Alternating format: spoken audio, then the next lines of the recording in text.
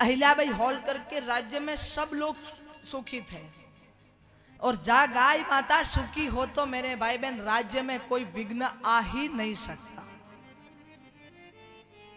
और मेरे भाई बहन एक दिन की बात है कि अहिल्याबाई होलकर सुबह सुबह शिव पूजा कर रही थी, शिव जी की पूजा कर रही थी, और इसी शिव पूजा में मेरे भाई बहन अहिल्याबाई होलकर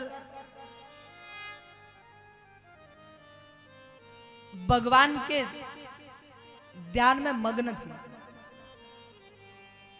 और उसी ध्यान मग्न में मेरे बहन अहिल्याबाई होलकर के दरवाजे पे घंटी बजी। अहिल्याबाई होलकर ने मेरे भाई बहन घंटी इसलिए बंधाई है कि अहिल्याबाई होलकर न्याय में इतनी कठोर थी कि पूछे मत।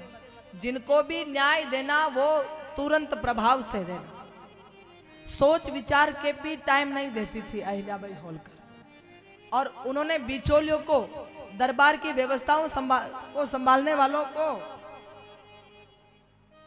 मेरे भाई बहन हटा दिया, और गर्भ अहिल्याबाई होलकर के महल में कक्ष में घंटा बंधवा दिया, और उसी घंटे की रस्सी दरबार के बाहर द्वार के मेन गेट पर, मेन द्वार पर बंधा दी, लगवा दी, और मुनादी करवा दी कि जो भी किसी को भी न्याय चाहिए है तो वह इस घंटी को बजाए न, माता खुद आकर के आपका न्याय करेगी। ये उनकी न्याय प्रणाली थी।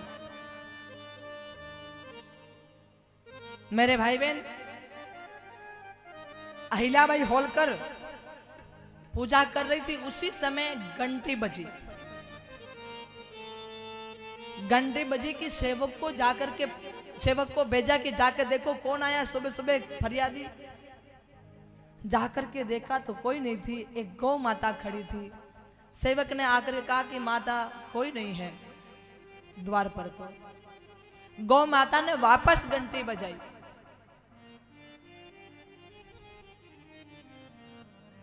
वापस घंटी बजाई तो कहा कि अब की बार तो कोई ना कोई है, आप जाकर के देखिए। जाकर के देखा तो वही गाय माता वापस खड़ी, और कोई है को कहा मां और कोई नहीं, गाय माता खड़ी। और गाय माता का न्याय का नाम सुना कि माता अहिल्या के पैरों तले से जमीन खिसकने लगी कि अब तक कोई मनुष्य तो दुखी नहीं था जो नहीं था, पर गाय माता आज पहली बार न्याय मांगने के लिए आई। यानी कि राज्य पर संकट मंडरा रहा है, राज्य पे कोई ना कोई संकट जरूर है। अहिल्याबाई ने कहा कि पता करो वो गाय माता किनकी है। और वो गाय माता एक ब्राह्मण, एक विप्र की थी मेरे भाई बहन। वह विप्र की गाय माता गर्भवती थी। विप्र को बुलाया, कहा गैया रखते हो? कहा जी महारानी जी। दूध पीते हो कि भगवती प्रसाद स्वरूप में दे देती है? प्रसाद को ग्रहण कर लेता हूं माँ, बाकी अपनी क्या क्षमता है कि दूध पी से। माँ का माँ तो प्रसाद भाव में वैसी दे ही देती है, तो हम सहजता से ले ही लेते हैं। तो कहा बदले में गाय माता को आप दुख भी देते हैं? कहा माँ मेरी क्या औकात है कि मैं गाय माता को दुख दूं? तो कहा तुम्हारी गाय माता यानी कि जगत की माता ये आज न्याय मांगने के लिए आई तो क्यों आई? कहा माँ ये न्याय मांगने के लिए मेरे लिए नहीं आई, ये किसी और के लिए आई है। कहा बताओ जो भी अपराधी है उसको सजा दी जाएगी। कहा माँ मैं नाम बताऊंगा तो बदले में हो सकता है कि मुझे खुद को फांसी हो जाएगी, या मुझे सुबह उठते दिन उगते ही करके सूली पे चढ़ा दिया जाएगा। कहा नहीं आपको अभय दान देती हूँ, आप तो बताइए कि गाय माता को किसने कष्ट दिया? कहा माँ रहने दो, आपसे न्याय नहीं होगा और इस बात को है ही रहने दीजिए, मैं मेरी गाय माता को ले जाऊंगा। कहा नहीं गाय माता न्याय लेने के लिए आई तो न्याय मिलेगा, लेकिन आप उस अपराधी का नाम बताइए, सिर्फ और कुछ नहीं चाहिए। तो अहिल्याबाई होलकर को बताने लगे, क्या माँ मैं नित्य की भांति गौ माता को घर से लेकर के खेत में जाता हूँ, भाई दिन भर गाय माता निवास करती न, मुझे नहीं पता था कि मेरी ये गाय माता आज ही अपने वत्स को, अपने बछड़े को जन्म दे देगी। मेरे को इस बात का जरा सा भी ख्याल नहीं था माँ। और मुझे तो माँ गाय माता को ले जाते ज्यादा टाइम भी नहीं हुआ और गाय माता मध्य रास्ते पे पहुंची कि मध्य रास्ते में ही गाय माता ने एक सुंदर वत्स को जन्म दे दिया, बछड़े को जन्म दे दिया। और बछड़े को जन्म दिया कि माँ गाय माता अपने वत्स को चाटा ही नहीं, अभी वत्स के सफाई की नहीं, वत्स को पूछा तक नहीं, वत्स की आंखें तक नहीं खुली कि इतने में से इधर से एक रथ आया। वो वत्स बछड़ा खड़ा भी नहीं हो सकता और राजपद के अहंकार में, युवराज पद के अहंकार के मद में चकनाचूर आपके मालोजी होलकर रथ को तेज गति दौड़ाते हुए लाए। अगर वो चाहते तो रथ को रोक भी सकते, मैंने मना भी किया लेकिन रोका नहीं, रथ का मार्ग बदला नहीं और सीधा का सीधा रथ को लेके आए। गाय माता तो एक तरफ हो गई लेकिन वत्स एक तरफ नहीं हो पाया, बछड़ा। और वही रथ बछड़े के ऊपर चल कर के जब आगे बढ़ा तो उसी क्षण में बछड़े ने प्राण का त्याग कर दिया। उस बछड़े को तो माँ मैंने समाधि दे दी है, उसको तो दफना दिया है, लेकिन ये गौ माता आपके तरफ न्याय मांगने के लिए ही है माँ, और वो अपराधी कोई और नहीं है, आपका होलकर वंश का इकलौता वारिस, आपका युवराज मालोजी राव है। माँ बताइए क्या न्याय करोगी आप? न्याय मिलेगा, चाहे मैं भी हूं, चाहे पुत्र भी है, चाहे कोई भी हो, पर न्याय तो हो करके रहेगा। मेरे भाई बहन, जब सेवकों को बुलाया और पुत्र वधू को बुलाया, कहा पुत्र वधू को, कहा बहू बेटा अपने राज्य में एक गौ घाती आ गया है, उसको क्या सजा देनी चाहिए? कहा मां जैसा अपराध किया है उसको वैसी की वैसी सजा होनी चाहिए, उसी से ही होनी चाहिए। जिस वस्तु से हत्या उसने की है, गोघात किया है, उसी से ही उसकी सजा तय कर दो। वो भी परम गौ सेवक, परम शिव भक्ति जैसी सासू है वैसी बहू है। कहा तो बेटा और कोई नहीं, आपका तो पति मेरा इकलौता बेटा है, अब आप विधवा होने की तैयारी में रहो। मेरे भाई बहन, जब सेवकों को कहा कि बुला के लाओ मालोजी राव को, बुलाया तो मालोजी से पूछा कि ये अपराध आपने किया? कहा कि सत्य बोल दूंगा तो सजा कम हो जाएगी, झूठ बोला तो 4 गुना सजा और ज्यादा होगी। तब मेरे भाई बहन कहा कि सेवकों को इसके हाथ पैर बांधो, और उन्होंने भी अपना अपराध स्वीकार कर लिया।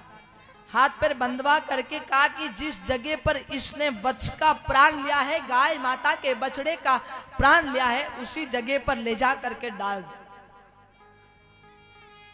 दिया। कहा अब रथ को जोता जाए।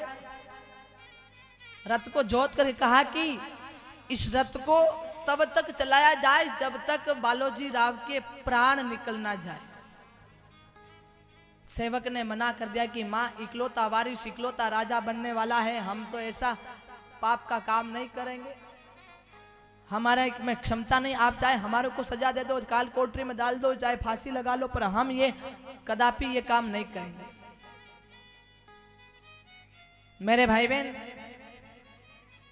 जब सेवकों ने मना किया तो माता ने कहा कि मुझे भी रथ चलाना आता है, मुझे भी रथ की बागडोर संभालना आता है, तुम हाथों में चूड़ियां पहन करके बैठ जाओ, मैं चलाती हूँ रथ। और माता ने स्वयं सिंह की भांति, शेरनी की भांति रथ पे सवार होकर के रथ को तेज गति से दौड़ाना शुरू कर दिया। तेज गति से रथ दौड़ता गया। जैसे ही मालोजी राव के पास पहुंचता, और मेरे भाई बहन, गाय माता मालोजी के और रथ के बीच में आ जाती। माता अहिल्याबाई होलकर गाय माता को हटाती, पुनः रथ को ले जाती और वहां से तेज गति से दौड़ा करके रथ को वापस लाती कि गाय माता वापस बीच में। ऐसे कम से कम मेरे भाई बहन 4-5 बार हुआ। और पचे माँ के सामने हाथ जोड़ करके अहिल्याबाई होलकर बैठी कि माँ आप क्यों इस पापी को बचाना चाहती है? और माँ ने आकाशवाणी में कहा, हे अहिल्या, आप न्याय करोगी ये मुझे चित्र से पता है, आपका न्याय प्रिय है ये भी मुझे पता है। मेरे को इसलिए तुम्हारे ऊपर दया आ रही है कि मैंने मेरे 1-10 मिनट पहले जन्मा बछड़े को खोया, उसका मुझे दर्द कितना हो रहा है ये मैं जानती हूँ। लेकिन आपने तो 17-18 साल के पुत्र को बड़ा किया है, आपके पास रखा है, और आपका पुत्र से आप कितना प्रेम करती है मैं जानती हूँ। और ये न्याय तो मुझे दिला दोगी और इसको मृत्यु सजा भी दे दोगी, लेकिन इसका दर्द आपको कितना होगा बस मुझे आपका दर्द देखा नहीं जा रहा। इसलिए अहिल्या भाई जाओ, मैंने आपके पुत्र को माफ किया, क्षमा किया और अच्छी शिक्षा देना कि आज के बाद गाय माता को कोई दुख नहीं पहुंचे। अब आप विचार करिए, अपने पुत्र के घाती को, अपने पुत्र के हत्यारे को, अपने वत्स के हत्यारे को जो माफ कर दे, वो गाय माता कितनी दयावान है। आप स्वयं विचार करिए मेरे भाई बहन। और जितनी दयावान है उतनी धर्म के प्रति निपुण भी है। इसलिए तो मेरे भाई बहन साधु संतों ने एक स्वर में, संवेद स्वर में कहा कि गौ सेवा धर्म हमारा, गौ सेवा धर्म हमारा।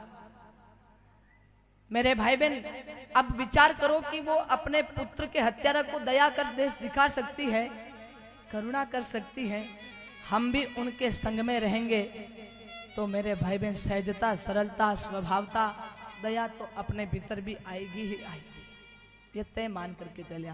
संतों ने और वेदों ने, पुराणों ने, शास्त्रों ने, ग्रंथों ने यूं ही थोड़ी कहा कि गौ सेवा धर्म हमारा।